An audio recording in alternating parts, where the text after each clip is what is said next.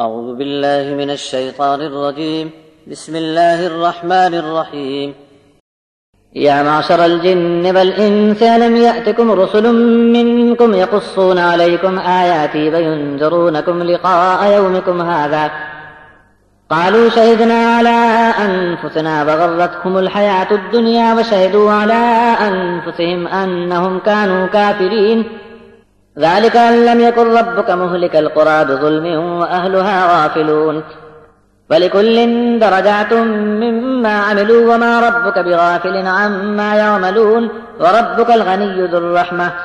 إن يشأ يذهبكم ويستخلف من بعدكم ما يشاء كما أنشاكم من ذرية قوم آخرين إنما توعدون لآت وما أنتم بمعجزين قل يا قوم اعملوا على مكانتكم إني عامل فسوف تعلمون من تكون له عاقبة الدار إنه لا يفلح الظالمون وجعلوا لله مما ذرأ من الحرث والأنعام نصيبا فقالوا هذا لله بزعمهم وهذا لشركائنا فما كان لشركائهم فلا يصل إلى الله وما كان لله فهو يصل إلى شركائهم ساء ما يحكمون وكذلك زين لكثير من المشركين قتل أولادهم شركاؤهم ليردوهم وليلبسوا عليهم دينهم ولو شاء الله ما فعلوه فذرهم وما يفترون وقالوا هذه أنعام وحرث حجر لا يطعمها إلا من نشاء بزعمهم وأنعام حرمت ظهورها وأنعام لا يذكرون اسم الله عليها افتراء عليه سيجزيهم بما كانوا يفترون وقالوا ما في بطون هذه الأنعام خالصة لذكورنا ومحرم على أزواجنا وإن يكن ميتة فهم فيه شركاء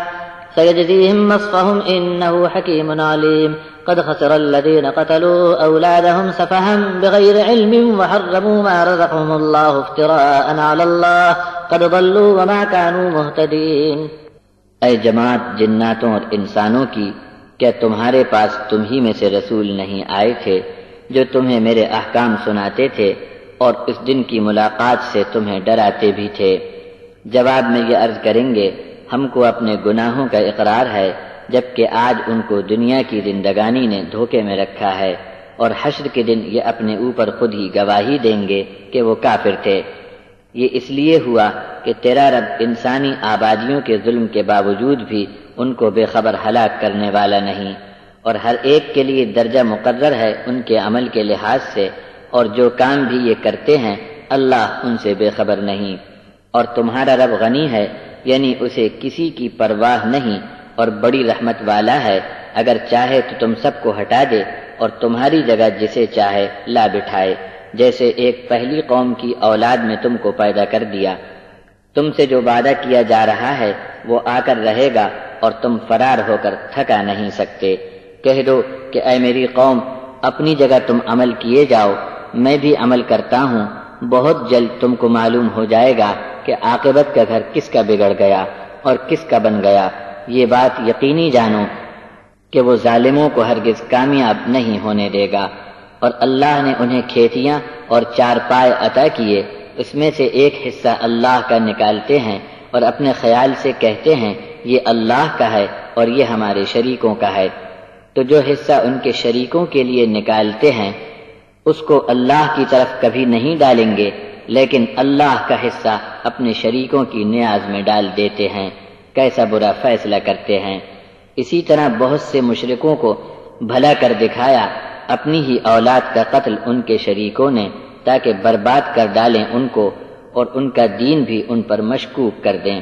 اور اللہ چاہتا تو یہ کام نہ کر سکتے تھے، سو تم چھوڑ دو اور وہ جانے اور ان کا جھوٹ۔ اور گھمنڈ اور دعوے سے کہتے ہیں یہ اور یہ چار پائے اور فلاں قسم کی کھیتی منع ہے، اسے کوئی نہ کھائے گا مگر ہم جس کو کہیں۔ اور بعض جانور ایسے ہیں کہ جن کی پیٹھ پر سواری کرنا بھی حرام بتاتے ہیں، اور کچھ جانوروں کے ذبح پر اللہ کا نام بھی نہیں لیتے۔ یہ سب اللہ پر جھوٹی اور بناوٹی باتیں ہیں۔ اللہ بہت جلد ان کے کرتوت کی سزا ان کو دے گا۔ اور یہ بھی کہتے ہیں کہ جو کچھ فلاں مویشی کے پیٹ میں ہے خاص ہمارے مرد کھائیں گے اور حرام ہے ہماری عورتوں پر۔ اور اگر مرا ہوا نکلے تو سب اس کے کھانے میں شریک ہیں۔ اللہ بہت جلد ان ڈھکوسلوں کی سزا ان کو دے گا، وہ تو بڑا ہی دانا اور جاننے والا ہے۔ اور بہت نقصان میں رہے وہ لوگ جنہوں نے حماقت اور جہالت کے سبب اپنی اولاد کو قتل کیا، اور جو کچھ رزق اللہ نے حلال کیا تھا اللہ پر جھوٹی باتیں بنا کر اسے بھی حرام کر ڈالا۔ خوب بہک چلے ہیں، اب یہ راہ پانے والے نہیں رہے۔